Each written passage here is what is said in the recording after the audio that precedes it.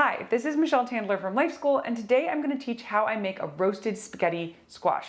Now, spaghetti squash is sometimes referred to as nature's gluten-free pasta, and while I think that's a bit of a stretch, it does have some weight to it. This does have the texture of spaghetti, and it is gluten-free, so it makes it a fantastic base for many dishes. Basically, anything you can put together with pasta, you can add on top of spaghetti squash, things like bolognese or bechamel or sauteed vegetables, and it's just such a versatile ingredient for that reason. It's very easy to make spaghetti squash. It takes about 5 to 10 minutes worth of active work. It requires only a few extra ingredients to just create a simple base, and you really just let the oven do the rest. So without further ado, let's get started. The first thing we're going to do is cut it lengthwise. Now this is a very tough vegetable, so you want to be quite careful while doing this. I tend to stab it in the middle and then cut away, and just make sure that you don't have any fingers in the way. Then twirl it around and cut the other way. Voila!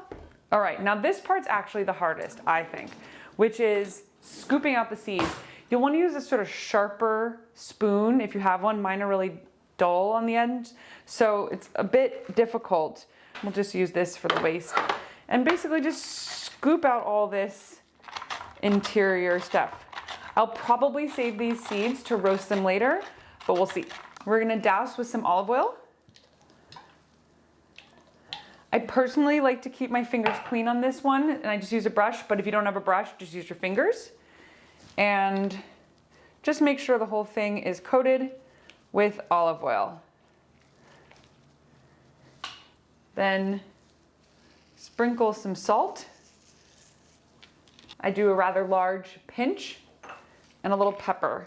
All right, these puppies are ready to go. We're gonna flip them over and stick them in the oven.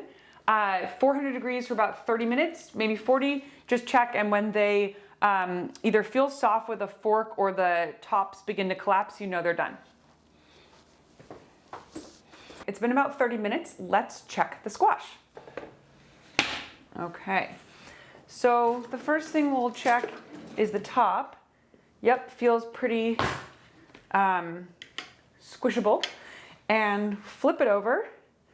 See, lots of steam. And we'll just start scraping out the meat.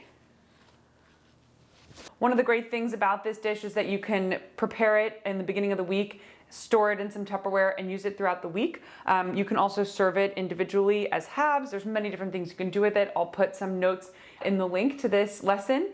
In the meantime, I think we're good to go here. Thank you so much for watching, and best of luck.